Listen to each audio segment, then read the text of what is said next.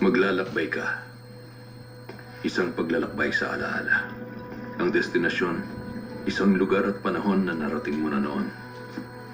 Para marating yon, ang gagawin mo lang sumunod sa boses ko.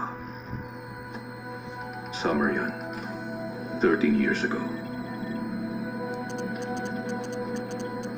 Nasa bukid ka sa likod ng bahay ng tatay mo.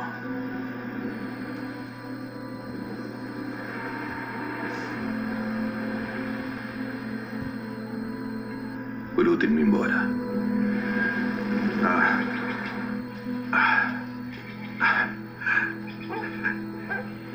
Halika, Angie. Ilapag mo. Ilapag mo muna yung bola, Angie. Yan. Ang bait talaga, ha? Handa ka na? Handa ka na? O, kunin mo na. Halika, baby. Come here. Ilapag mo yung bola.